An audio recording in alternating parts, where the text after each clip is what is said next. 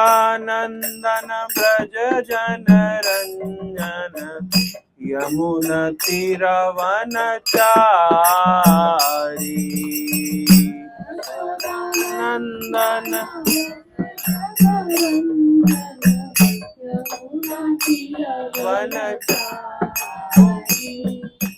जय राधा माधव कुंज बिहारी गोपी जन वल्लभ गिरिवरधारी जय राधा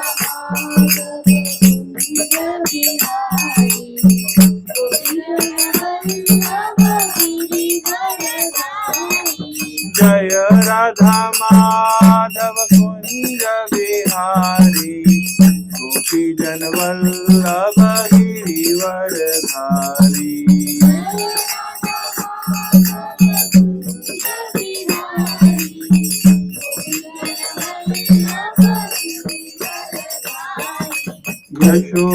यशोदानंदन ब्रज जन रंजन यमुना तीरवनचारी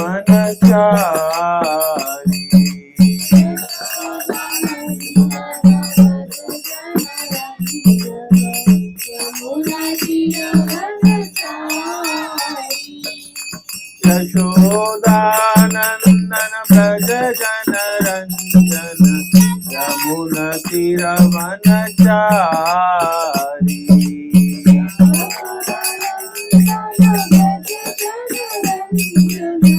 यमुना तीरवनचारी जय राधा माधव कुंज बिहारी गोपी जन वल्लभ गिरिवरधारी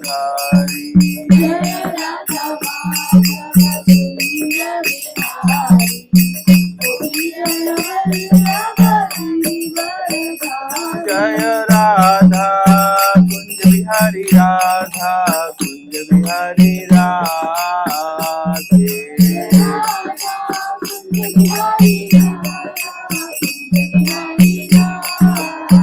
जय राधा माधव राधा माधव राधे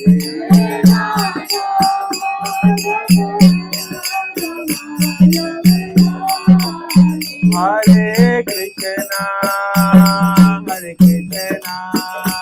कृष्णा कृष्णा हरे हरे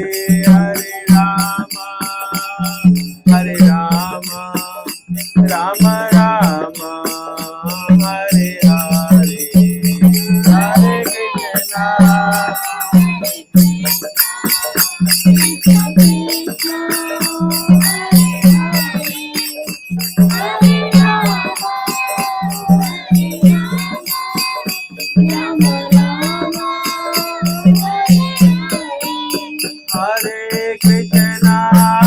हरे कृष्णा कृष्णा कृष्णा हरे हरे हरे राम राम राम हरे हरे हरे कृष्णा कृष्णा कृष्णा हरे हरे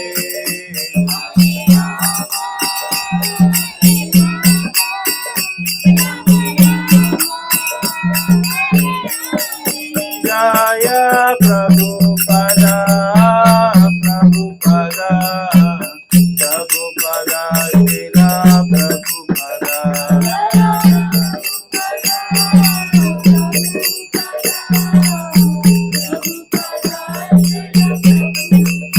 गीताई गौर हरि बोल हरि बोल हरि बोल गीताई गौर हरि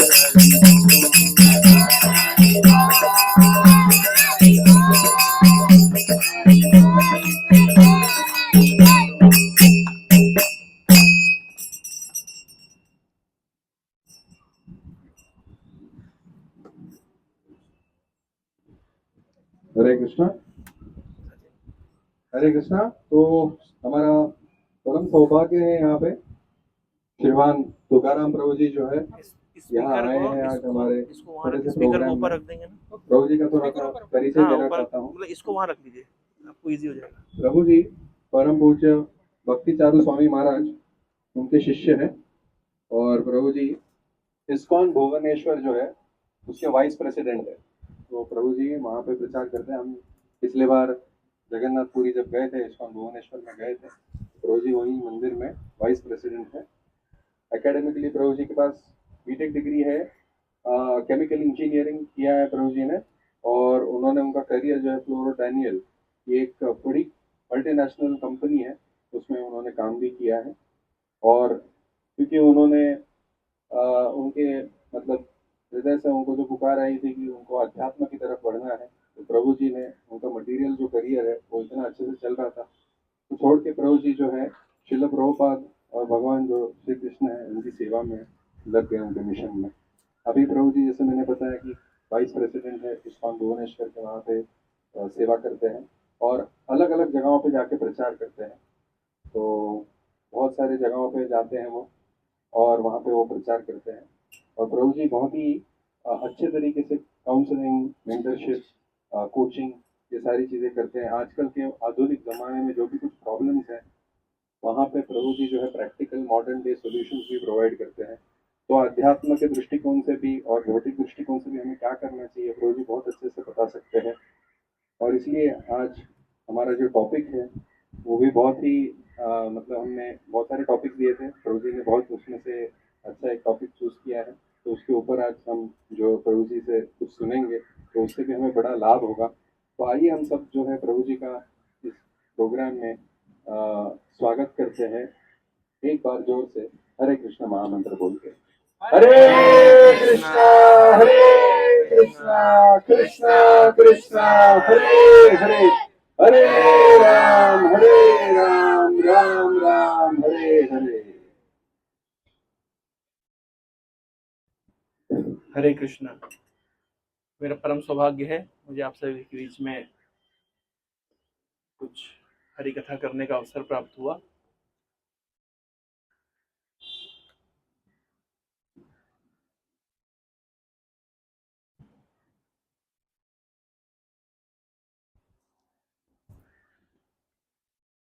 आप सभी लोग मेरे साथ दोहराइए। ओम अज्ञानतिमिरान्धस्य ज्ञानाञ्जनशलाकया चक्षुरुन्मिलितं येन तस्मै श्रीगुरवे नमः। नमः ओम विष्णुपादाय कृष्णपृष्ठाय भूतले श्रीमते भक्तिवेदांत स्वामिन् इति नामिने। नमस्ते सारस्वते देवे गौरवाणी प्रचारिणे निर्विशेष शून्यवादी पाश्चात्य देश तारिणे। जय श्री कृष्ण चैतन्य प्रभु नित्यानंद श्री अद्वैत गदाधर श्रीवासादि गौर भक्त वृंद। हरे कृष्ण कृष्ण कृष्ण हरे हरे, हरे राम राम राम हरे हरे। हरे कृष्णा।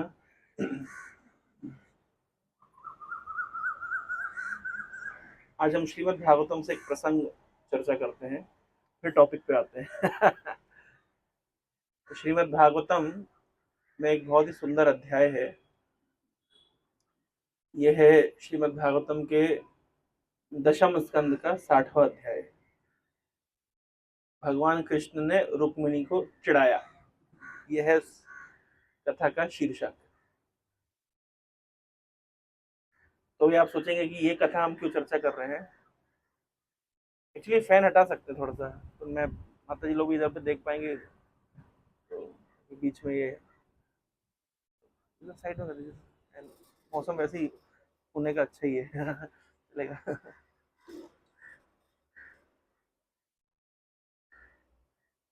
अभी ठीक है। तो ये जो अध्याय है ये भगवान शिव को बहुत पसंद है। दक्षिण भारत में केरल में एक शिव मंदिर है जो एक साल में केवल 10 दिनों के लिए खुलता है, उसके बाद वो बंद हो जाता है। तो भगवान कृष्ण के एक विख्यात भक्त हुए जिनका नाम था पुंथानम। तो पुंथानम जब ये शिव मंदिर खुलता था तो वहां जाकर के श्रीमद् भागवत कथा का पाठ करते भगवान शिव की प्रसन्नता के लिए। तो एक बार की बात है कि इन्होंने दशम स्कंद का 60वां अध्याय भगवान कृष्ण ने रुक्मिणी को चिढ़ाया, इस प्रसंग को भगवान शिव के सामने पढ़ रहे थे। तो जब अध्याय खत्म हो जाता है तो हम क्या करते हैं, अध्याय के लास्ट में बुकमार्क लगा देते हैं कि अगले दिन अगले चैप्टर से शुरू करेंगे।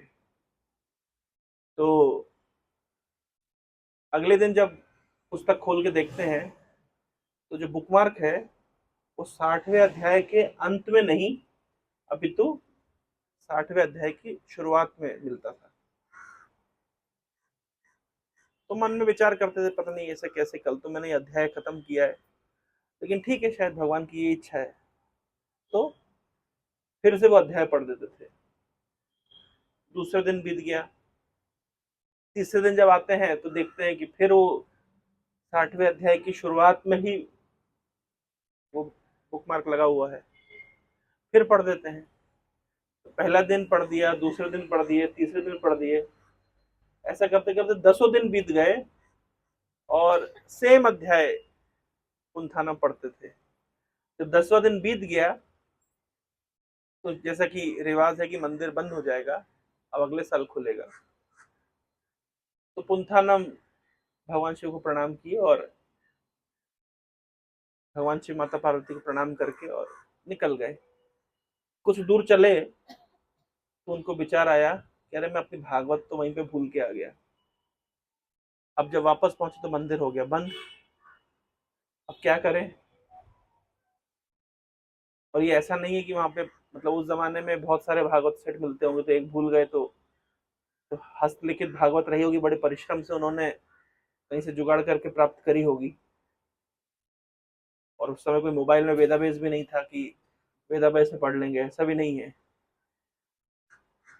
तो बड़े मतलब परेशान हो रहे थे कि क्या करें। तो मंदिर की खिड़कियों से झांक झांक करके देखने की कोशिश कर रहे थे कहाँ से मैं कोई रास्ता मिल जाए कि मैं जा करके ये पुस्तक वापस ले आऊं। तो जब एक खिड़की पे पुंथानम झांक करके देखे तो क्या देखते हैं कि भगवान शिव बैठे हुए हैं और माता पार्वती के साथ में बैठ करके पुंथानम की जो भागवत है उसमें से वही वाला अध्याय दशम स्कंद का 60वां अध्याय शिवजी माता पार्वती को सुना रहे हैं। और जब शिवजी ने, तो अब ये बात पूरी पुंथानम ध्यान से देख रही शिवजी कर क्या रहे हैं। जब ये पूरा अध्याय सुना दिया तब शिवजी माता पार्वती से पूछते हैं, तो पार्वती तुम्हें आनंद आया, मैंने जिस प्रकार से व्याख्या करी इस अध्याय की तुम्हें आनंद मिला। तो पार्वती कहती है हाँ आनंद तो आया निश्चित रूप से, लेकिन जितना आनंद पुंथानम की कथा में आता है वो आपकी कथा में उतना आनंद नहीं आया। तो ये देख करके पुंथानम बहुत भाव विभोर हो गए कि देखिए माता पार्वती को मेरी मेरी कथा बहुत पसंद आ रही थी, इसलिए वो हर दिन पुस्तक के स्टार्टिंग में बुकमार्क लगा देती थी इस अध्याय के स्टार्टिंग में। तो विशेष रूप से माता पार्वती और शिव जी का ये बहुत ही मतलब पसंदीदा अध्याय है। अब आप पूछेंगे इसमें ऐसा पसंदीदा क्या है, तो इसमें भगवान कृष्ण की गृहस्थ लीला का वर्णन है। और शिव जी और पार्वती माता गृहस्थ ठहरे, तो इसलिए अपने आराध्य की गृहस्थ लीला को सुनने के प्रति उनकी जो उत्कंठा थी वो यहाँ पे व्यक्त होती है। तो एक बार भगवान कृष्ण ने विचार किया कि रुक्मिणी हम पे कभी क्रोध नहीं करती, तो आज रुक्मिणी को क्रोध दिलाया जाए, ये भाव था। अच्छा, ये कैसे भाव आया, क्यों ये भगवान कृष्ण के मन में बात आई? तो आप सभी जानते हैं कि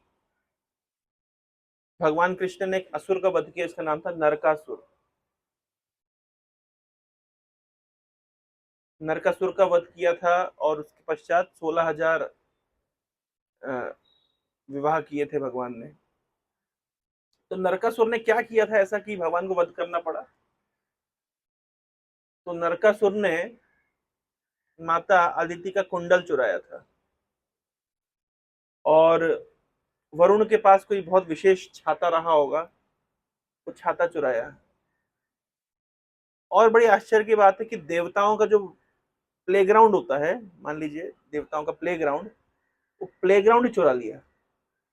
अभी आप लोग प्रश्न पूछेंगे कि माता अदिति का कुंडल चुराया, इसमें कौन सी बड़ी बात है? कुंडल ही तो चुराया, उसके लिए मारना क्या जरूरत है? तो देखिए, कोई सामान्य व्यक्ति का कुंडल नहीं चुराया है, माता अदिति का यानी देवताओं की माता का कुंडल चुराया है।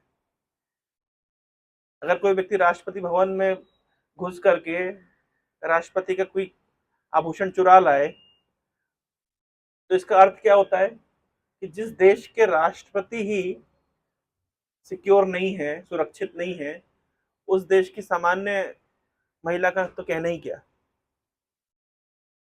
कभी कभी लोग प्रश्न पूछते हैं कि कल परसों मैं न्यूज में देख रहा था कि हमारी राष्ट्रपति गई थी पोप के जो फ्यूनरल में, तो किसी ने ट्वीट किया कि राष्ट्रपति चाहती तो फर्स्ट एसी में, क्या बोलते हैं उसको, फ्लाइट की जो उसमें फर्स्ट क्लास कंपार्टमेंट ट्रेवल कर सकती थी। एक व्यक्ति के लिए पूरा पूरा जहाज जाना जरूरत क्या है? लेकिन बात ऐसी है कि वो एक व्यक्ति की डिग्निटी का सवाल यहाँ पे नहीं है, पूरे देश की डिग्निटी का सवाल है। उदाहरण आपको देता हूँ। कुछ साल पहले एक घटना आई थी कि पाकिस्तान का प्रधानमंत्री अमेरिका गया था और अमेरिका में वो किसी होटल में नहीं रुके, वो अपने रिश्तेदार के घर पे रुके। तो रिश्तेदार के घर पे क्यों रुके और होटल में क्यों नहीं रुके? क्योंकि पाकिस्तान की सरकार पाकिस्तान के प्रधानमंत्री को अमेरिका के होटल में रुकाने का खर्चा नहीं उठा सकती, इसलिए उन्होंने विचार किया कि हम रिश्तेदार के घर में रुक जाएंगे। तो ये केवल एक प्रधानमंत्री के होटल में रुकने या ना रुकने की बात नहीं है, ये उस पूरे देश की जो है व्यवस्था को दर्शाता है, तो देश कितनी बुरी स्थिति में है कि जो अपने प्रधानमंत्री को भी सुविधा नहीं दे पा रहा है। तो इसलिए कभी कभी इसलिए ऐसा प्रतीत होता है कि जो राजा महाराजा होते थे, या आज भी हम देखते हैं कि जो प्रधानमंत्री राष्ट्रपति होते हैं, तो बहुत उनको एक स्पेशल पोजीशन दिया जाता है। तो वो स्पेशल पोजीशन केवल उनके पर्सनल निमित्त नहीं है, वो पूरे राज्य की मतलब शक्ति का और राज्य की इकोनॉमी का एक तरह का मापदंड होता है। तो आदित्य के कुंडल अगर सिक्योर नहीं है, तो विचार करिए कि पूरी दुनिया में किसके कौन सिक्योर है? देवताओं की माता की हालत है। तो इसलिए ये मैटर सीरियस मैटर है। भगवान कृष्ण भगवान कृष्ण के सामने युधिष्ठिर महाराज ने तर्क रखा कि दुर्योधन भी तो अच्छा ही शासन कर रहा है, तो हम ऐसा विशेष क्या कर लेंगे, क्यों आप हमसे महाभारत युद्ध करा रहे हैं? तो भगवान कृष्ण कह रहे हैं कि जो द्रौपदी, जो कि महाराज धृतराष्ट्र की पुत्र वधु हैं, तो अगर अपनी पुत्र वधु का वो ख्याल नहीं रख सकते और समाज में उनको इस प्रकार से अपमानित किया गया, अगर अगर दुर्योधन जैसा राजा होगा, कि दुर्योधन जैसा राजकुमार के प्रत्यक्ष उसके आदेश अनुसार द्रौपदी के चिरहरण करने के प्रयास किया गया, अगर ऐसा राजा होगा तो समाज में कितनी विकट स्थिति पड़ जाएगी। इसलिए मैं चाहता हूं कि ये सारे अधर्मी राजाओं को मार करके मैं धर्म युक्त राजा को स्थापित करना चाहता हूं। तो कहने का तात्पर्य यह है कि जो हम इस प्रसंग में देखते हैं कि ऐसा नहीं था कि केवल अदिति के कुंडल चुराए, ये तो एक्सट्रीम हरकत करी थी उसने, नरकासुर ने। और दूसरा मैंने बताया कि देवताओं का प्लेग्राउंड चुरा लिया। अभी आप बोलोगे प्लेग्राउंड कैसे चुरा लेते हैं, तो हम ऐसे भी देखते हैं ना सरकार में कि सरकार ने 500 करोड़ रुपए, 1000 करोड़ रुपए एक रोड बनाने के लिए निकाला, 1000 करोड़ रुपए खर्च होगा लेकिन रोड दिखाई नहीं देती। इसका अर्थ क्या है, कॉन्ट्रैक्टर ने रोड चुरा ली। तो मान लीजिए नरकासुर को अगर कोई टेंडर मिला हो तो उसने पैसा मिल गया उसको, लेकिन उसने प्लेग्राउंड नहीं बनाया होगा। कहने का तात्पर्य प्लेग्राउंड चुरा के ले गया। तो भागवत के शब्दों को हमको कई एंगल से हम देख सकते हैं। हो सकता है कि इतना शक्तिशाली हो कि सच में प्लेग्राउंड को उठा के ले गया, हो सकता है। एट द सेम टाइम ये भी हो सकता है कि इनकी कंस्ट्रक्शन कंपनी रही हो कि कोई टेंडर लिया हो लेकिन पैसा ले लिया, काम नहीं किया। तो दोनों ही केस में वो दंड का अधिकारी है, और इसलिए भगवान कृष्ण ने नरकासुर को दंड देने का विचार किया। जब नाक में दम कर दिया नरकासुर ने, तो भगवान कृष्ण को ये विचार करना पड़ा। अच्छा, नरकासुर किसका पुत्र था? भगवान का ही पुत्र था। जब भगवान वराहदेव के रूप में आए थे तो प्रकृति माता को, मतलब धरती माता को उन्हें गर्भान्वित किया था और नरकासुर का जन्म हुआ। तो नरकासुर भगवान का ही पुत्र है। लेकिन आश्चर्य की बात है कि भगवान का ही पुत्र होने पर इतना बुरा असुर कैसे बन गया? तो क्योंकि इसने असुरों की संगति करी थी, इस कारण से इसकी मति भी भ्रमित हो गई और नरकासुर भी असुर बन गया। मतलब उसका नाम नरक था, वो असुर टाइटल बाद में ऐड हो गया, तो नरकासुर हो गया उसका नाम। तो भगवान कृष्ण ने देखा कि जब अभी नाक में दम कर दिया है तो नरकासुर को मारना चाहिए। लेकिन भगवान ने माता धरती को आश्वासन किया था कि अगर कभी भविष्य में ऐसी, भगवान ने फोरकास्ट कर लिया होगा कि ऐसा भविष्य में हो सकता है, तो माता धरती ने कहा था कि अगर आप कभी ऐसे परिस्थिति आ जाए और मेरे पुत्र को मारना भी पड़े तो एटलीस्ट मुझसे रिकमेंडेशन आप ले लीजिएगा। और धरती ही माता के अवतार है सत्यभामा, ये सत्यभामा के अवतार है धरती माता। तो भगवान जब नरकासुर को मारने के लिए जा रहे थे तो सत्यभामा को भी साथ में गरुड़ पे बिठा के लेके गए, और जाकर के फिर उन्होंने नरकासुर के साथ युद्ध किया और उसको पराजित करके उसको मार दिया। तत्पश्चात नरकासुर के जो उसने माता अदिति के जो कुंडल चुराए थे, तो भगवान कृष्ण सत्यभामा के साथ में स्वर्गलोक में जाते हैं और माता अदिति के कुंडल उनको भेंट करते हैं। अब जब स्वर्गलोक में भगवान कृष्ण सत्यभामा को लेकर के गए तो इंद्र ने बहुत सुंदर तरीके से स्वागत किया। और जब स्वागत किया तो जैसे मान लीजिए आपके घर में मेहमान आते हैं तो आप उनका स्वागत करते हैं, खिलाते हैं, पिलाते हैं। और अगर आपका घर बहुत सुंदर घर है, बड़ा घर है, नया घर लिया है, तो आप क्या करते हैं, थोड़ा घर घुमाते हैं, घर दिखाते हैं। कल हमारे मित्र के घर हमारा जाना हुआ तो वो हमको बोले थोड़ा हमारा घर देख लीजिए, तो हम घर देख लिए। तो इस तरीके से स्वाभाविक है कि घर घुमाते हैं। तो इंद्र ने सोचा भगवान आए हैं तो थोड़ा हम स्वर्ग का दर्शन करा दें। इंद्र ये भूल गया कि भैया मैं जो स्वर्ग का जो इंचार्ज हूँ ये इन्हीं की कृपा से हूँ, वास्तविक स्वामी तो यही है। लेकिन कभी कभी क्या होता है, पदवी प्राप्त करने के बाद व्यक्ति भूल जाता है। पदवी में यही समस्या है कि जिसकी कृपा से पदवी प्राप्त करी है उसी को भूल जाता है। ये पोस्ट पोजीशन का मतलब है, क्या कहते हैं, कॉन्सिक्वेंस है, ये बाई प्रोडक्ट है। तो इंद्र ने दिखाया, देखिए ये हमारा नंदन कानन वन है और यहाँ हमारे स्वर्ग की अप्सराएं रहती हैं और यहाँ देवता लोग रहते हैं, ये हमारे ऑफिस है, ये हमारा रेसिडेंस है, ऐसे करके सब कुछ उन्होंने दिखाया। फिर उन्होंने दिखाया कि हमारे स्वर्ग की शान है ये पारिजात का पेड़। तो भगवान ने कहा बहुत बढ़िया, बहुत सुंदर। और एज अ मोमेंटो उन्होंने पारिजात के पेड़ में से एक पारिजात का फूल उठा करके भगवान को अर्पित कर दिया। अब भगवान को अर्पित कर दिया तो भगवान भगवान ने तो गीता में कहा, ये पत्रम पुष्पम फलम तोयम, कोई एक मतलब फूल भी भगवान को अर्पित कर दो तो भगवान तो संतुष्ट है। तो भगवान बढ़िया संतुष्ट हो गए। भगवान ने वो फूल लिया, थोड़ा सूंघा होगा और उसको अपनी जेब में डाल लिया। अब भगवान सत्यभामा के साथ वापस आ गए। अब वापस आ गए तो भगवान गए रुक्मिणी के महल में। अभी जब पति वापस आते हैं तो पत्नी क्या करती है ना, तो पत्नी भोजन पानी कराती हैं, सब व्यवस्था करती हैं। अच्छा, और क्या करती है जैसे साधारणतः भी हम देखते हैं, तो मान लीजिए पति अगर कपड़े उतार के रख दे तो पत्नी क्या करती है, पॉकेट में थोड़ा चेक कर करके उसको जो भी कुछ रहता है हटा के और कपड़े को वॉशिंग मशीन में डाल देती है। ऐसे ही करते हैं। तो रुक्मिणी ने भी वही किया, भगवान के थोड़ा पॉकेट में हाथ डाला होगा तो पॉकेट से पारिजात का फूल निकल आया।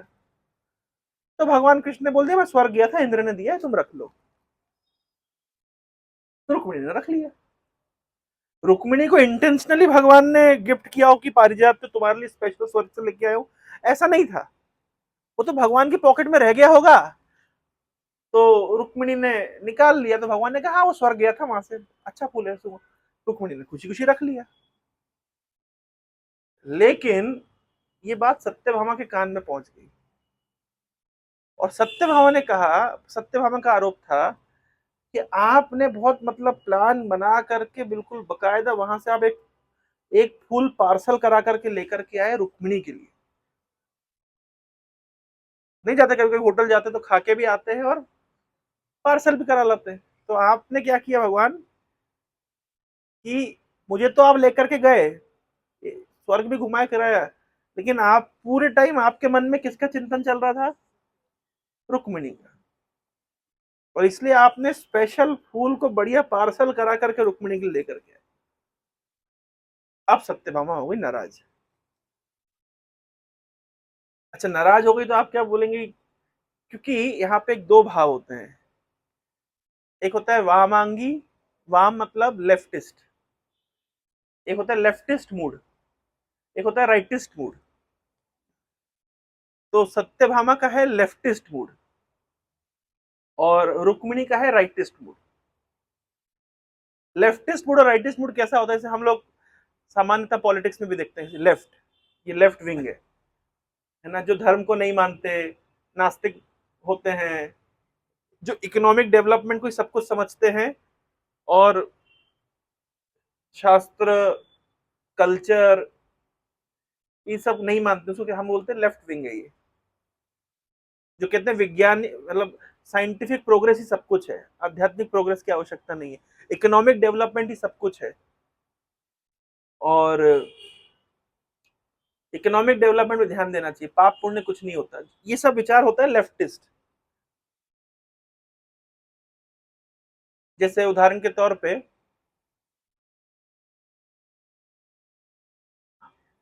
जिसको कहते हैं कम्युनिस्ट पार्टी, ये लेफ्टिस्ट विचारधारा की होती है। इसमें वो धर्म को नहीं मानते हैं, उनको लगता है कि धर्म एक अभिशाप है। जैसे बहुत सारे रशियन फिलोसफर्स ने कहा है कि religion is the opium for the masses.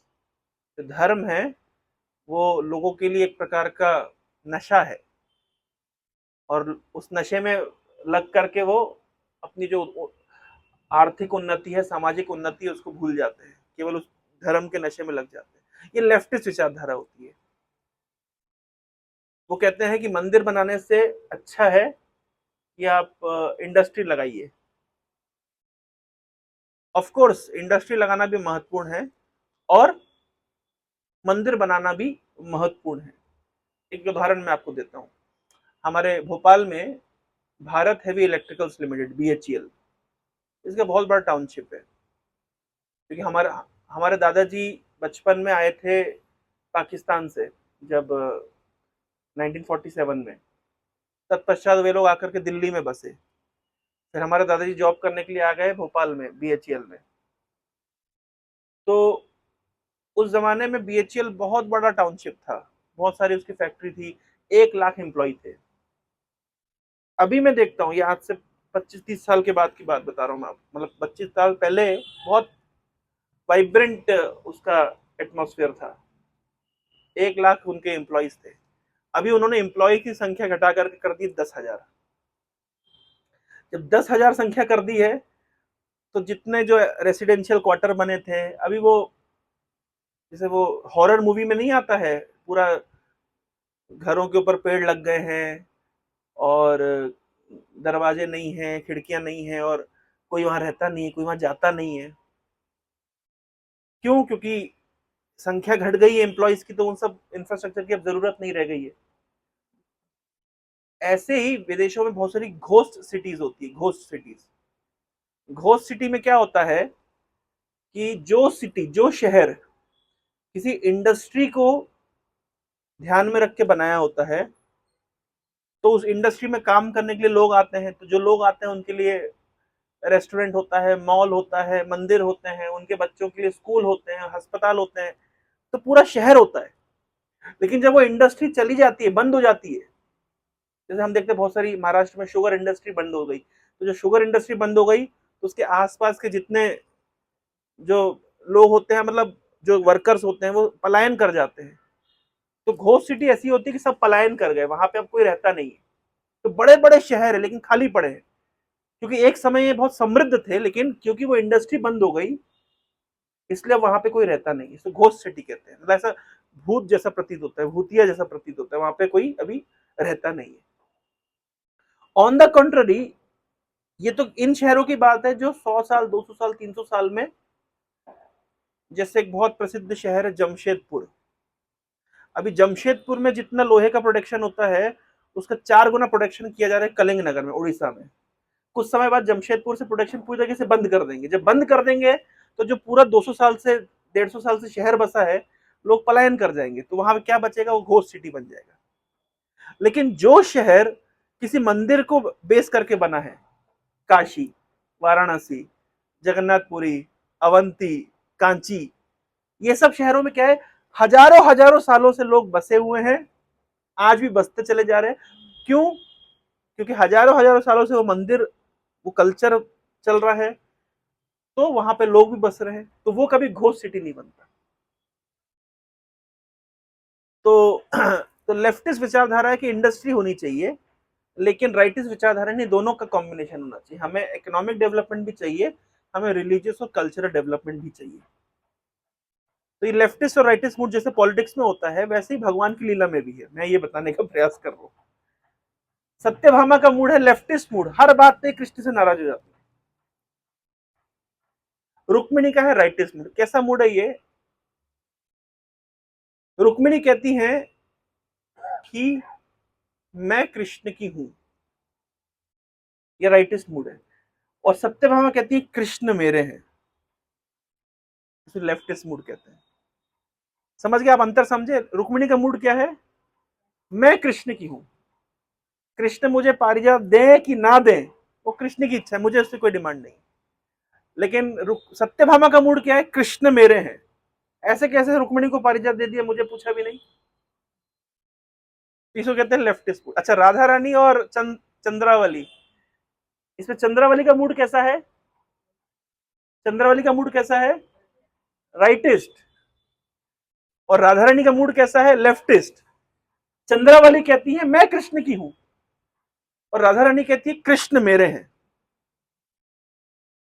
इसलिए कहते हैं वामांगी राधा, मतलब शी इज वामांगी, मतलब वो लेफ्टिस्ट मूड की है, कृष्ण मेरे हैं।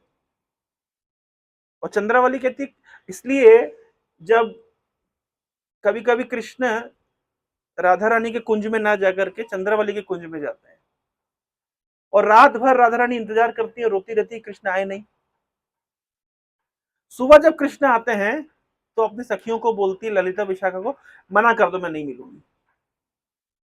धोखेबाज है, आते नहीं है, मुझसे मिलने का बोल करके और दूसरी जगह चले जाते हैं, मैं नहीं मिलूंगी।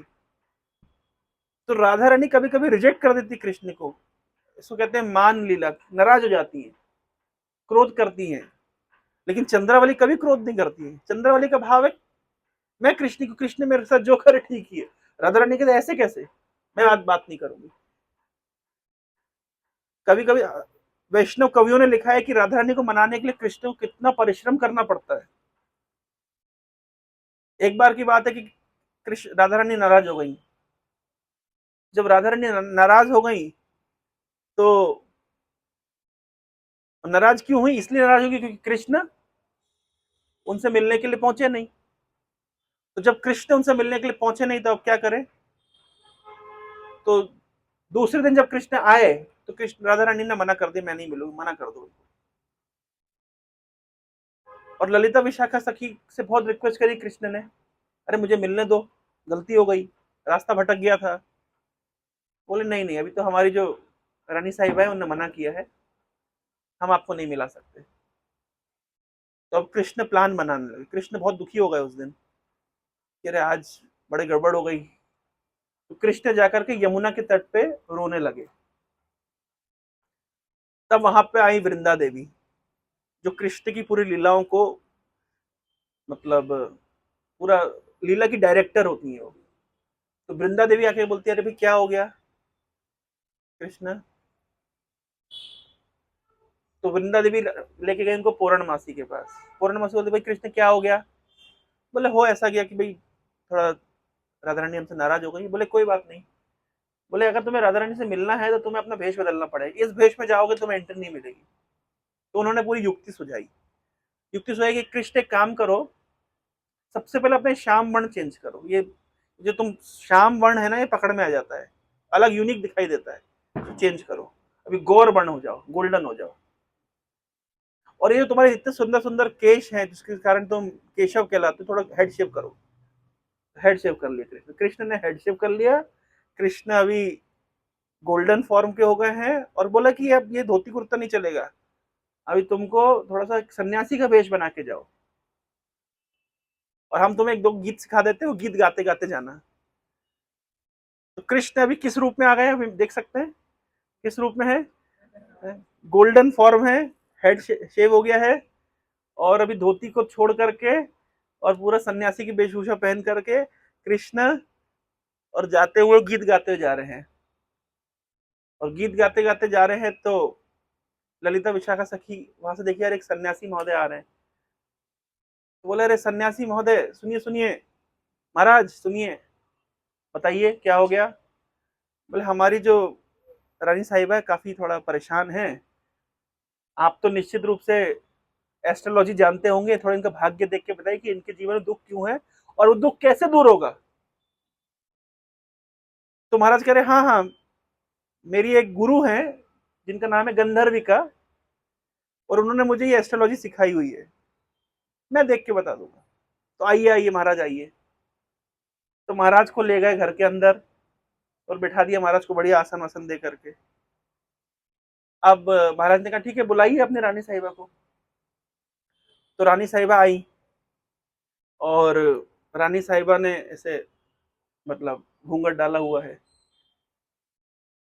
तो बोले महाराज हाथ देखिए। बोले मैं हाथ तो नहीं दे सकता, मैं एक सन्यासी हूँ, तो मैं ऐसे किसी का स्त्री का हाथ थोड़ा ना पकड़ सकता हूँ। तो बोले फिर क्या चाहते हैं आप, कैसे आप भाग्य बताएंगे। बोले लेकिन मैं माथे की लकीर पढ़ना जानता हूँ। लेकिन बोले हमारी रानी साहिबा तो केवल कृष्ण को ही अपना चेहरा दिखाती है और किसी को तो दिखाती नहीं है। तो सन्यासी महोदय कह रहे देखो मैं आजीवन ब्रह्मचारी हूँ, मेरे मन में कोई बुरा भावना नहीं है, मैं केवल उनके मतलब माथे की लकीरें पढ़ूंगा और भाग्य बता दूंगा। तो किसी प्रकार से सन्यासी महोदय ने कन्विंस कर लिया। तो जैसे ही श्रीमती राधा रानी ने अपने पल्लू को उठाया और कृष्ण ने जैसे ही मतलब सन्यासी महोदय ने जैसे ही राधा रानी के सुंदर चेहरे को देखा, वापस से अपने वो त्रिभंग रूप में आकर के और बांसुरी पकड़ ली है। उनसे अपना फिर वो वास्तविक रूप छुपाते नहीं बना। तो इस प्रकार से तो कई बार राधा रानी नाराज हो जाती है और कृष्ण मनाने के लिए अलग अलग प्रकार की लीलाएं करते हैं। तो इसको कहते हैं वामांगी, मतलब लेफ्टिस्ट मूड। तो ब्रज लीला में राधा रानी है लेफ्टिस्ट मूड की और चंद्रावली है राइटिस्ट मूड की। और द्वारका लीला में रुक्मिणी है राइटिस्ट मूड की और सत्यभामा है लेफ्टिस्ट मूड की। तो जैसे ही सत्यभामा को पता चला कि भगवान कृष्ण ने पारिजात का फूल दिया है रुक्मिणी को, बहुत नाराज हो गई। अब कृष्ण बहुत मनाने की कोशिश कर रहे, अरे भाई मैं तुमको घुमाने लेके गया था, रुक्मिणी को नहीं लेके गया था, तुमको स्वर्ग दिखाने लेके गया था, रुक्मिणी को नहीं लेके गया था। लेकिन तो नाराज है, अब तो मानने के मूड में ही नहीं है। तो सत्यभामा ने, तो फिर कृष्ण ने हाथ जोड़ के पूछा, बताओ मैं आपको कैसे संतुष्ट करूं। बोले आपने रुक्मिणी को पारिजात का फूल दिया है, मुझे पूरा पेड़ देना पड़ेगा। भाई भगवान ने गीता में कहा है कि मैं पत्र पुष्प से संतुष्ट हो जाता हूं, तो भगवान पत्रम पुष्प से संतुष्ट होते हैं, लेकिन भगवती को तो पूरा पेड़ चाहिए। अब पत्ते पुष्प से बात नहीं चलेगी। अब भगवान क्या करते, तो आप समझ सकते हैं शिव जी को यह अध्याय क्यों पसंद आ रहा होगा। क्योंकि भगवान कृष्ण जो पूरे ब्रह्मांड के अधिपति हैं, अपनी गृहस्थ लीला में अपनी पत्नी को सेटिस्फाई करने के लिए वापस अब जा रहे हैं इंद्र के पास, स्वर्ग में जाकर के बोले भैया वो पारिजात का पेड़ दे दो। मतलब कितनी ऑकवर्ड सिचुएशन होगी होगी भगवान कृष्ण के लिए भी, कि मतलब अभी तो अतिथि बन के आए थे और हमने हमारे घर की आइटम आपको दिखाई, और अब आप हमसे वो घर की आइटम मांगने आ गए। हालांकि सिद्धांत तो ये है कि भगवान ही सबके स्वामी है, लेकिन फिर भी लीला की दृष्टि से देखें तो कितनी ऑकवर्ड परिस्थिति हो जाए ना, कि मुझे तो वही पेड़ चाहिए, अब तो आपको लाना ही पड़ेगा। भगवान कृष्ण ने समझाया, इंद्र देने को तैयार नहीं। अब इंद्र भी, जैसा कि हमने चर्चा किया था कि जब पदवी प्राप्त हो जाती है तो व्यक्ति अपनी स्थिति को भूल जाता है। अब भगवान क्या करते थे, तो इनको इंद्र को डरा धमका करके थोड़ा सा झगड़ा करके और पारिजात लेकर के आए, और लेकर के आकर के जाके सत्यभामा को दिया और सॉरी बोले, और तब जाके सत्यभामा संतुष्ट हुई। अच्छा, अब भगवान कृष्ण के मन में क्या विचार आया, कुछ दिनों के बाद भगवान कृष्ण विचार कर रहे हैं कि सत्यभामा ने देखा कि रुक्मिणी को एक फूल दिया हमने, वो इतना नाराज हो गई, लेकिन सत्यभामा को पूरा पूरा पेड़ दिया, रुक्मिणी के चेहरे पे 1% भी शिकन नहीं, कोई दुख नहीं, कोई क्रोध नहीं, किसी प्रकार का कोई मन में विद्रोह नहीं। तो भगवान कृष्ण ने बड़ा मन में अप्रिशिएट किया रुक्मिणी के भाव को, लेकिन आज मन में ठान लिया कि आज तो मैं रुक्मिणी को क्रोध दिला के रहूंगा। आज मन में भगवान ने ठान लिया, ऐसा आज जाकर के मैं कुछ बात बोलूंगा कि रुक्मिणी को क्रोध आ जाए। तो भगवान गए, श्री विश्वनाथ चक्रवर्ती ठाकुर बोलते हैं कि भगवान कृष्ण के जो शब्द थे, रुक्मिणी का जो हृदय है वो कपूर की तरह है, और भगवान कृष्ण के जो कठोर शब्द हैं वो क्या बोलते हैं, मूसल, जिसे पीसते हैं, क्या बोलते हैं उसको, मूसल। तो जब ये आप कपूर को मूसल से पीसेंगे तो क्या होगा, क्या होगा, पाउडर बनेगा, और क्या होगा, उसकी सुगंध फैलेगी। तो भगवान कृष्ण के कठोर शब्द रूपी जो शब्द हैं वो मूसल की तरह है, और रुक्मिणी का जो हृदय है वो कपूर की तरह है। ये कपूर के ऊपर जब भी मूसल प्रहार करेगा तो रुक्मिणी का हृदय निश्चित रूप से पाउडर पाउडर हो जाएगा, लेकिन साथ ही साथ रुक्मिणी के जो दिव्य गुण हैं उसकी सुगंध चारों दिशाओं में फैलेगी। इस भाव से भगवान कृष्ण ने बहुत कठोर शब्द बोले रुक्मिणी को। तो एक दिन भगवान बैठ करके, मतलब उसी भगवान बैठे थे ऐसे बेड के ऊपर, और रुक्मिणी बहुत सुंदर तरीके से पंखा झुला रही थी और चवर डुला रही थी। तो भगवान कृष्ण इस तरह, ये स्टाइल आपने देखा होगा वो बुक में, कृष्णा बुक में ऐसे प्रभुपाद ने वो फोटो लगाई है, ऐसे ऐसे बिल्कुल इस स्टाइल में बैठे, तकिया वकिया लगा करके और एक पैर के ऊपर से हाथ डाल करके बहुत बड़े स्टाइल से भगवान बैठे हैं। और भगवान कह रहे रुक्मिणी, इतने बड़े बड़े राजा महाराजा तुम्हारी राह देख रहे थे और तुमने हमसे शादी कर ली, जबकि हमारी कोई योग्यता नहीं है। और बोल रहे हैं कि ये शिशुपाल आदि जो राजा लोग थे, ये तुम्हारे लिए मतलब बहुत क्वालिफाइड ये थे, और हमारे हम कौन है, बोले हम तो युद्ध से पलायन कर जाते हैं, भगोड़े हैं, क्योंकि भगवान का एक नाम क्या है, रण छोड़, हम तो रण छोड़ के भागे। तो इतने बड़े बड़े जो क्षत्रिय राजा थे इनसे विवाह करना चाहिए था, हम तो रण छोड़ के भागते हैं। भगवान एक जगह बोल रहे हैं कि, बड़ी इंटरेस्टिंग बात भगवान बोल रहे हैं। भगवान कह रहे हैं कि रुक्मिणी देखो, ऐसा है कि जो हो गया सो हो गया। अभी अगर तुम कहो तो हम रीमैरिज का ऑप्शन भी हमारे पास है। तुम्हारा पुनः विवाह हम दूसरे से करा देंगे, और जो तुम्हारे घर से दहेज आया होगा वो इंटरेस्ट के साथ लौटा देंगे, चिंता मत करो। भगवान इस प्रकार से रुक्मिणी को मतलब तंग कर रहे हैं कि तुमने हमसे कहां विवाह कर लिया, हमसे जो हम ना खो, मतलब बोल रहे हैं एक तो हम राजा भी नहीं है, क्योंकि राजा तो उग्रसेन है, हम तो दास हैं उनके। राजाओं से शादी करती तो रानी बनती, और दास से शादी की तो दासी बनोगी।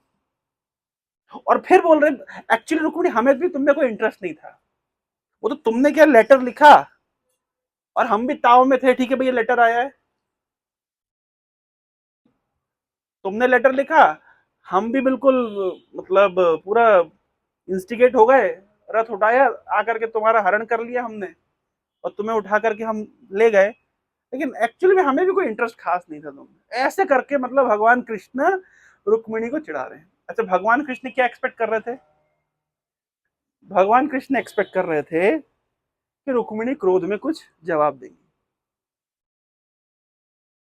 ये भगवान का एक्सपेक्टेशन था। हुआ बिल्कुल उल्टा। रुक्मिणी ने जैसे ही ये मन में विचार आते ही कि भगवान मुझे छोड़ देंगे, रुक्मिणी चवर ढुलाते ढुलाते में बिल्कुल मतलब चवर उनके हाथ से छूटा, और बिल्कुल रुक्मिणी बेहोश होकर गिरने लगी। अब भगवान तो बिल्कुल आनंद फानंद में उठे, और उठते ही भगवान ने रुक्मिणी को पकड़ लिया। अब ये भगवान की गृहस्थ लीला चल रही है। जो चीज भगवान कर सकते हैं दुनिया में और कोई नहीं कर सकता। दो हाथों से भगवान ने रुक्मिणी को पकड़ लिया, और इमीडिएटली अपनी दो भुजाएं और प्रकट कर ली। तो एक हाथ से रुक्मिणी का पसीना पोंछ रहे हैं, और एक हाथ से रुक्मिणी को पंखा झुला रहे हैं। अब भगवान क्या है, समय समय पर अपना चतुर्भुज रूप प्रकट करते रहते हैं। जैसे एक बार भगवान कृष्ण मक्खन चोरी की लीला कर रहे थे, तो मक्खन चोरी, तो मक्खन ऊपर बंधा हुआ था, तो बड़ा सिस्टम तान करके एक भक्त को घोड़ा बनाया, और उसके ऊपर चढ़ गए, और चढ़ने के बाद भगवान ने बड़ी मुश्किल से उनके हाथ मक्खन तक पहुंचे। तो जैसे उनके हाथ मक्खन तक तो पहुंच गए, भगवान ने रियलाइज किया कि उनकी धोती ढीली हो गई। अब आप इमेजिन करिए कितनी मतलब ऑकवर्ड सिचुएशन रही होगी कि भगवान ने मक्खन पकड़ा है और धोती ढीली पड़ गई, लेकिन भगवान तो भगवान, अब भगवान का भी लोभ है, मक्खन नहीं छोड़ूंगा, अगर धोती भी तो पकड़नी है, तो तुरंत दो, भाई भगवान तो चतुर्भुज है ना, तो तुरंत दो भुजाएं और निकाली और धोती टाइट। तो कुछ कुछ चीज भगवान ही कर सकते हैं। जब भगवान भीष्म पितामह के सामने, जब भीष्म पितामह शरीर त्याग करने की स्थिति में है, तो भीष्म पितामह एक स्तुति कर रहे हैं, भगवान के सामने डिमांड कर रहे हैं, आदेश दे रहे हैं। कभी कभी भक्त भगवान को आदेश देता है, वो कह रहे हैं सदैव देवो भगवान प्रतीक्षताम, हे देवताओं के देवता, हे भगवान कृष्ण, मेरी प्रतीक्षा करिए। जनरली होता है बड़ा आदमी छोटे को बोलता है आप थोड़ा वेट करिए, वेटिंग लॉन्च में वेट करिए, रिसेप्शन में वेट करिए। यहाँ पे भक्त भगवान को बोल रहा है भगवान वेट करिए, सदैव देवो भगवान प्रतीक्षताम। तो भगवान ने पूछा भी कब तक वेट करना है, तो बोल रहे हैं कलेवरम यावत इदम हिनोमि हम, जब तक ये शरीर में छोड़ नहीं देता तब तक आप वेट करिए। अच्छा, अगर आपको कहा जाए वेट करिए तो आपको कैसा लगेगा? किसी को भी वेट करना अच्छा नहीं लगता ना। तो भगवान बड़े उदास खड़े थे, अब वेट करना पड़ रहा है। तो भीष्म पितामह कह रहे नहीं नहीं ऐसे मत खड़े रहिए, प्रसन्न हासा ऋणलोचलोसन, थोड़ा मुस्कुराइए, हाँ अभी बढ़िया है, मुस्कुरा के वेट करिए, ऐसे नहीं कि मतलब ऐसे गंदा मुंह बना के खड़े, ऐसा क्या है? प्रसन्न हासा ऋणलोचलोसन, मुखाम्बुजस ध्यान पते। हाँ, मेरे मेरे ध्यान पथ में आइए, थोड़ा उधर, अरे उधर साइड हो रहा है। नहीं, जब फोटोग्राफी कोई करता है तो थोड़ा, हाँ प्रभु इधर आइए, हाँ माता जी थोड़ा इधर आइए। तो भगवान तो भीष्म पितामह बाणों की शैया में लेट करके बोले थोड़ा इधर आइए, ध्यान पथ पे। हाँ, अब बढ़िया, ठीक है। हाँ, मुखाम्बुजस ध्यान पते। अब कह रहे नहीं, दो भुज रूप में मजा नहीं आ रहा है, चतुर्भुज दिखाइए। मुखाम्बुजस ध्यान पते चतुर्भुजा, बोले चतुर्भुज दिखाइए, तो चार भुजाएं दिखाइए। हाँ, क्यों? क्योंकि भगवान कृष्ण आदि नारायण है, और क्योंकि भीष्म पितामह दास्य रस के भक्त हैं, तो भगवान के चतुर्भुज रूप में अपने मन को आवेशित करना चाहते हैं। तो इसलिए भगवान ने चतुर्भुज रूप दिखाया। तो इस तरीके से समय समय पे भगवान अपना चतुर्भुज रूप दिखाते रहते हैं। तो यहाँ पे चतुर्भुज रूप में भगवान ने दो हाथ से रुक्मिणी को पकड़ा, और दो हाथ से, एक हाथ से पंखा झुलाने लगे, एक हाथ से भगवान का पसीना पहुंचने, मतलब रुक्मिणी का पसीना पहुंचने लगे। और जैसे तैसे रुक्मिणी जब होश में आई, तो रुक्मिणी को कह रहे हैं भगवान, अरे मैं तो मजाक कर रहा था, मैं इतना सीरियस थोड़ी ना था, तुमने तो बहुत सीरियसली ले लिया। मैं तो जस्ट ऐसे ही, मतलब आउट ऑफ जोक, मैं जस्ट चाह रहा था कि तुम्हारे कभी तुम हम पे भी क्रोध करो। भगवान कृष्ण वहां पे बता रहे हैं कि गृहस्थों को क्या चाहिए, गृहस्थों को क्या सुख है। भगवान कृष्ण बोल रहे हैं, हम तो घर गृहस्थी वाले लोग हैं, हमें क्या सुख है, दिन भर कमाने खाने में व्यस्त रहते हैं, घर में थोड़ी सी दो चार नोकझोंक हो जाए वही तो आनंद का स्रोत है, और क्या मिलता है।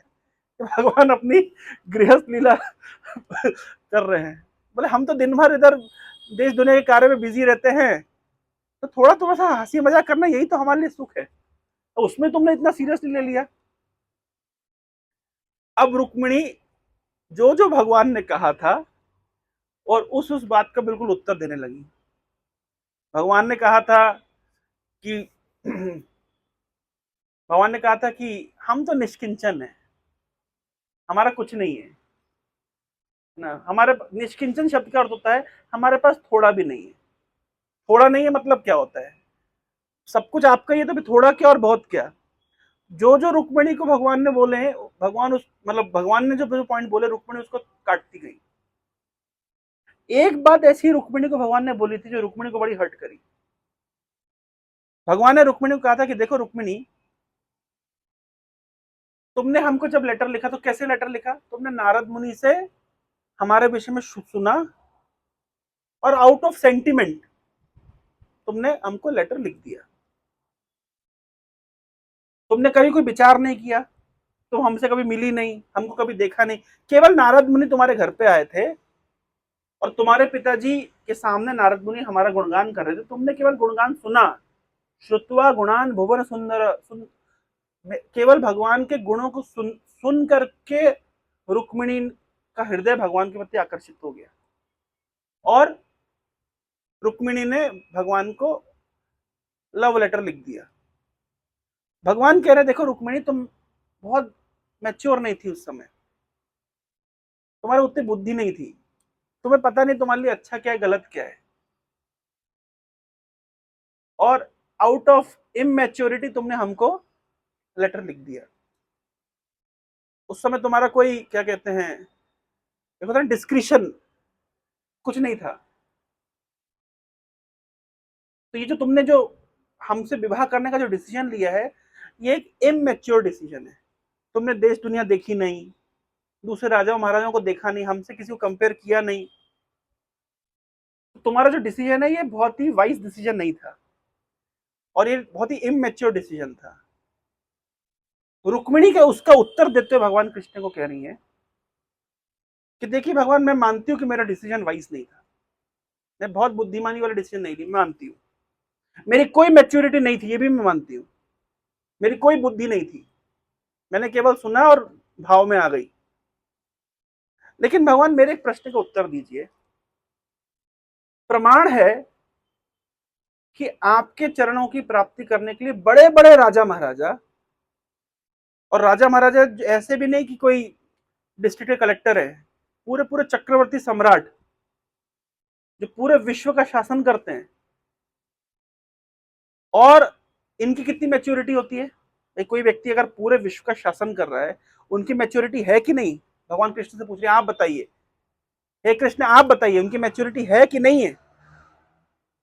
निश्चित रूप से है। तो ऐसे बड़े बड़े राजा महाराजा, और इनकी तो खुद ही मैच्योरिटी है, प्लस इनके पास 100 मंत्री है मंत्रण देने के लिए। तो ऐसे बड़े बड़े राजा महाराजा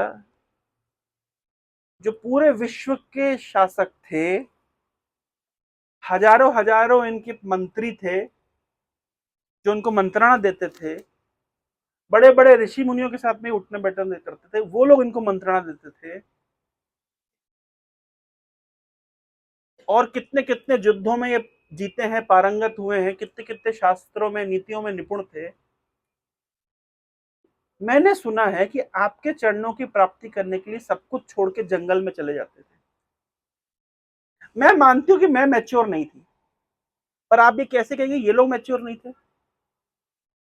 मैं मानती हूं कि मैं आउट ऑफ सेंटिमेंट आपको प्राप्त करने के लिए लेटर लिखी, लेकिन ये जो बड़े बड़े राजा महाराजा है, ये कैसे आउट ऑफ सेंटिमेंट काम करेंगे? ये पूरे विश्व के शासक थे।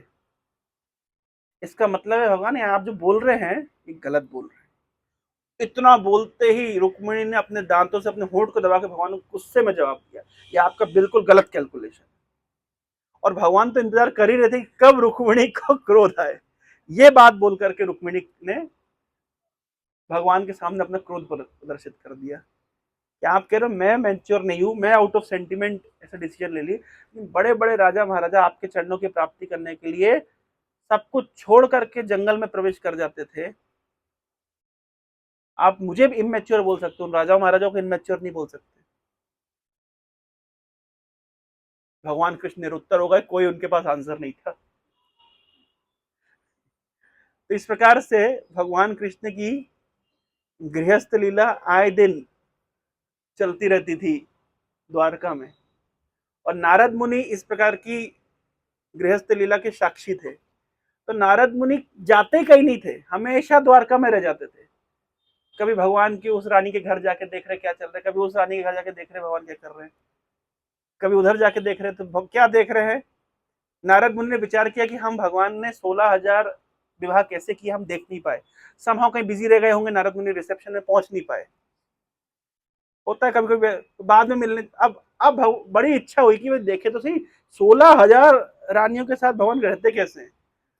तो नारद मुनि देख रहे हैं, भागवतम का एक अध्याय है, नारद मुनि देख रहे हैं तो कई भगवान अपने बच्चे को खिला रहे हैं, कई झोला लेकर शॉपिंग करने जा रहे हैं।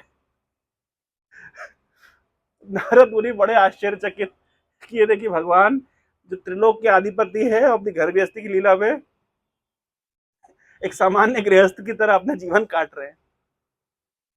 नारद मुनि द्वारका में रह जाया करते थे। तो एक दिन ऐसे रहते रहते में आज कभी भगवान की, कभी रुक्मिणी के घर पहुंचे, कभी सत्यभामा के घर पहुंचे, कभी मित्रविंदा के घर पहुंचे, घूमते रहते थे। तो एक दिन नारद मुनि क्या किए, जाकर के देवकी और वसुदेव के घर पहुंच गए। और देवकी और वसुदेव के घर जब पहुंच गए तो बड़े प्रेम से वसुदेव और देवकी ने नारद मुनि का स्वागत किया। नारद मुनि को आसन पे बिठाया, उनके पाद प्रक्षालन किए, उनकी बहुत सुंदर तरीके से पूजा अर्चना करी। और वसुदेव जी नारद मुनि से एक प्रश्न पूछते हैं। प्रश्न ये है, वसुदेव जी कह रहे हैं कि हे नारद मुनि देखिए हम तो घर गृहस्थी में फंसे हुए लोग हैं, हम भगवान की भक्ति में कैसे प्रगति करें। कौन प्रश्न पूछ रहा है? वसुदेव जी। ऐसे वसुदेव जी कौन है? भगवान के पिता हैं। इन्होंने कितना तप किया होगा तब जाकर के भगवान इनके घर में प्रकट हुए हैं। लेकिन जिज्ञासा क्या है? जिज्ञासा यह है कि भाव क्या है। आजकल अगर कोई गृहस्थ को बोल दो तो बोलता है अरे प्रभु जी आप जानते हैं गृहस्थ धर्म कितना बड़ा धर्म है, हम लोग सारी जिम्मेदारियों का निर्वहन करते हैं, भगवान का भजन करते हैं। आजकल व्यक्ति सीधा आंसर ऐसा देता है। लेकिन वसुदेव जी जो कि साक्षात भगवान के पिता है, वो क्या भाव प्रस्तुत कर रहे हैं, अरे हम तो घर गृहस्थी फंसे हुए हैं, कैसे भगवान की भक्ति करनी है हमें इसका ज्ञान नहीं है, नारद मुनि आप उपदेश दीजिए। तो यहां से हम एक गृहस्थ धर्म के बहुत महत्वपूर्ण सूत्र को समझते हैं कि गृहस्थ भले ही कितने ही भक्ति में बहुत आगे हो, वसुदेव जैसी स्थिति में, फिर भी नारद मुनि के सामने बड़ी विनम्रता से आध्यात्मिक उन्नति करने के विषय में प्रश्न पूछता है। और नारद मुनि से उन्होंने आग्रह किया कि हमें आप भगवान की कथा सुनाइए जिससे हम अपना आध्यात्मिक प्रगति कर सकें।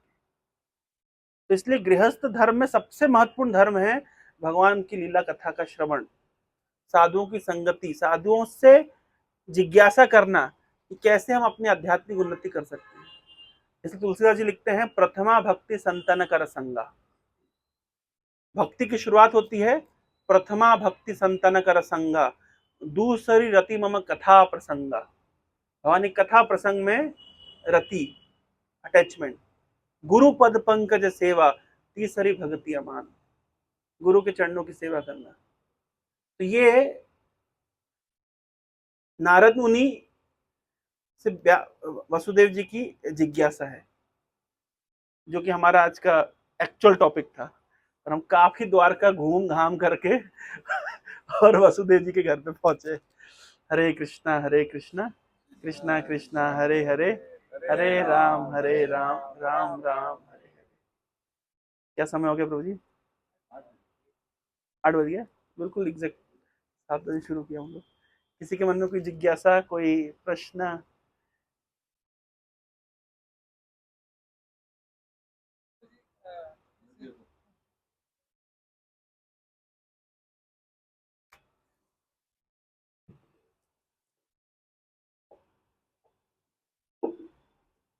प्रभु जी, जैसे आपने बताया द्वारका लीला में भगवान सब ही एंगेज्ड इन सब 16,108 मारण है। पर जैसे आपके लेक्चर में सुना था मैंने, जैसे बृहद भागवतामृत में आता है कि भगवान दिन रात रोते थे गोपी एक्चुअली, की मतलब क्वेश्चन लेके रोते थे। तो इसका और इसका हम कनेक्शन कैसे समझ सकते हैं? एक्चुअली इस तरह कनेक्शन नहीं देखा जाता है। हर लीला एक इंडिपेंडेंट लीला है। जैसे एक एक्टर की, जैसे मान लीजिए अमिताभ बच्चन की 2 मूवी बताइए। एक मूवी में वो राजा बनता है और एक मूवी में नौकर बनता है। तो अब आप प्रश्न पूछ रहे हैं कि उस मूवी में अमिताभ बच्चन, इस मूवी में अमिताभ बच्चन, दोनों में क्या कनेक्शन है? उसमें कोई कनेक्शन नहीं है। वो एक इंडिपेंडेंट मूवी है, एक दूसरी इंडिपेंडेंट मूवी है। तो ऐसा नहीं है कि हर दिन ही रोते थे, और ऐसा नहीं है कि कभी नहीं रोते थे। और मतलब भगवान की लीला एक साथ कई रूपों में विस्तृत हो रही है। 16,108 घर में भगवान एक साथ हैं। तो हो सकता है कुछ घर में रो भी रहे हो, कुछ घर में रोने का टाइम ही ना मिल रहा हो। ये साइमल्टेनियस, भगवान तो भगवान है।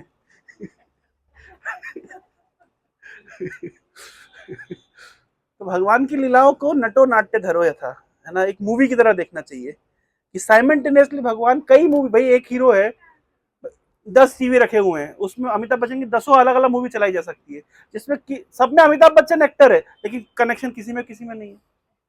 तो 16,108 घरों में भगवान की लीला, अलग लीला चल रही है। हो सकता है कि जिस दिन बृहद भागवतमृतम में सनातन गोस्वामी को प्रेरणा मिल रही हो, उस दिन वो एक घर के अंदर झांक करके देख रहे हो, बाकी भी तो घर बचे हुए हैं। इस प्रकार से तो कई लीलाओं में हमें मतलब अलग अलग लीलाओं को अलग अलग आस्वादन करना चाहिए। हलवा अलग खाना चाहिए, और बर्फी अलग खानी चाहिए, रसगुल्ला अलग खाना चाहिए, रसमलाई अलग खाना चाहिए। अब सारा मिक्स कर देंगे तो कहीं का नहीं बचेगा। तो हर लीला का अपना एक स्वाद है।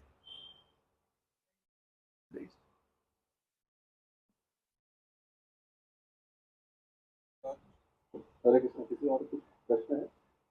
प्रश्न पूछना चाहते हैं? अच्छा, प्रश्न नहीं तो आप लोग को कथा में क्या अच्छा लगा, कौन सी चीज मतलब हृदय स्पर्शी लगी? कौन बताएगा?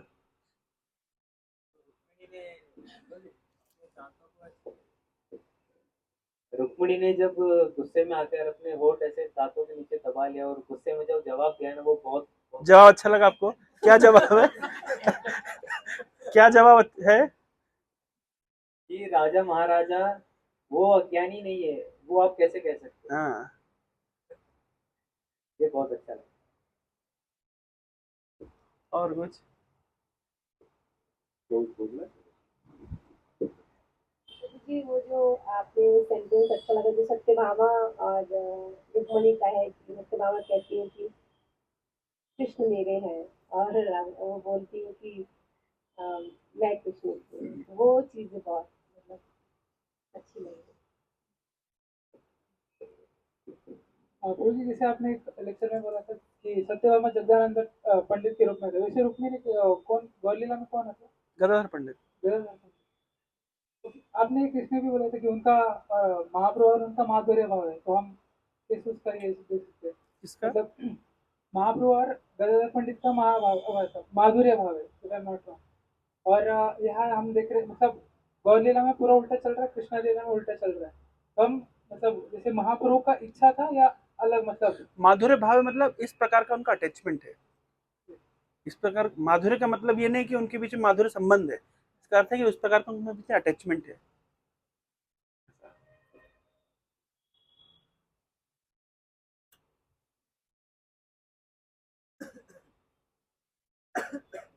प्रभु जी लोग पीछे। प्रभु जी आपको क्या अच्छा लगा? सब तो अच्छा है, लेकिन आपको कौन सी चीज सबसे अच्छी लगी? अभी जैसे माता जी ने बताया कि रुक्मिणी देवी ने बोला कि मैं आपकी, और सत्यभामा ने बोला कृष्ण मेरे।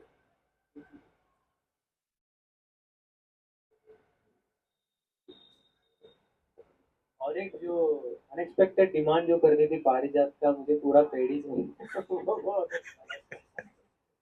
मतलब इट वाज रियली अनएक्सपेक्टेड था कि कृष्ण भी नहीं सोच सकते थे कि ऐसा कुछ वहाँ पर वो कंडीशन आ जाएगा। तो दैट वाज रियली मतलब बहुत हंसी आई। प्रभु जी आप।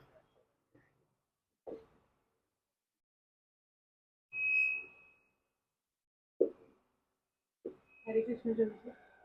Prabhuji, the way you narrated the past tense, it was like very nice. I could imagine. और गृहस्थ जीवन में ऐसे मतलब और भगवान का तो वो इमेजिन करना और ऐसे अच्छा लगा। सोचिए शिव जी को कितना पसंद आते हुए लीला।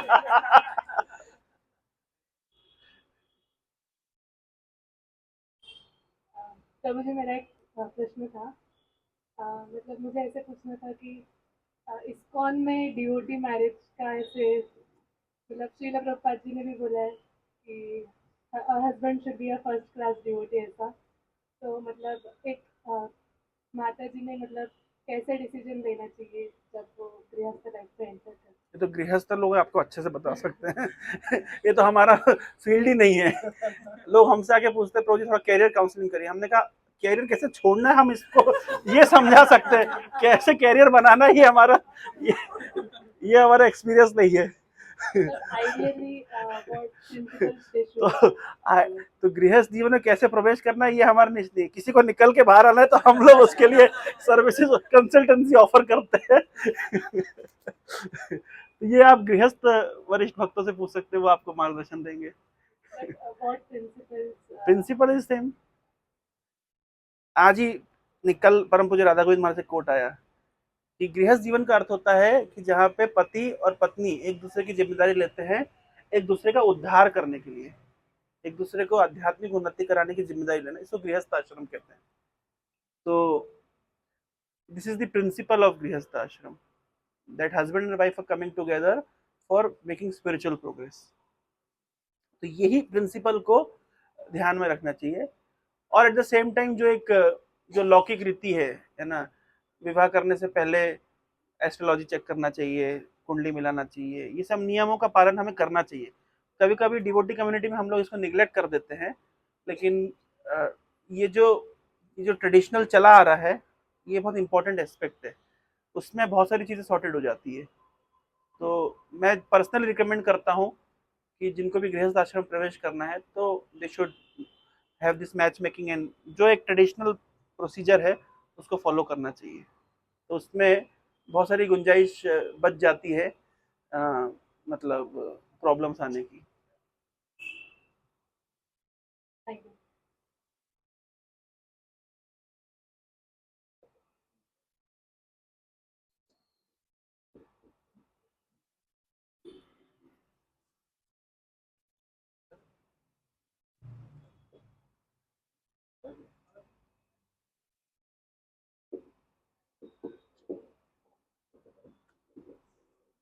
राजेश शामिल आपका परिचय प्रभु? अभय प्रभु, यस प्रभु, बताइए। जी, मुझे आपकी कथा में सबसे सुंदर और आकर्षक पॉइंट ये लगा कि रुक्मिणी जी कहती है कि सारे राजा इतने चक्रवर्ती सम्राट है, बहुत क्वालिफिकेशन है, लेकिन फिर भी जा करके वन में तपस्या करते हैं आपको पाने के लिए। लेकिन फिर भी इतना हो कि भगवान अपने शुद्ध भक्तों के लिए या फिर भक्तों के लिए कितना सहजतापूर्वक अवेलेबल है, ये मुझे अच्छा लगा। और वॉलंटरीली डिफीट एक्सेप्ट भी कर लेते हैं। तो भगवान के पास कितना बुद्धि है, वो कुछ भी किसी भी लॉजिक को काट सकते हैं, लेकिन रुक्मिणी जी का लॉजिक को नहीं काटता है। Yes. तो ये मुझे अच्छा लगा। भगवान का नाम है अजीत, कोई जीत नहीं सकता। लेकिन अजीत अपि जयी, क्या है श्लोक? त्रयस्तर लोक्यम। हाँ, अजीत अपि जीता, अजीत होकर के भी वो जीत, मतलब हार जाते, जीते जाते हैं, भक्तों के द्वारा जीत लिए जाते हैं।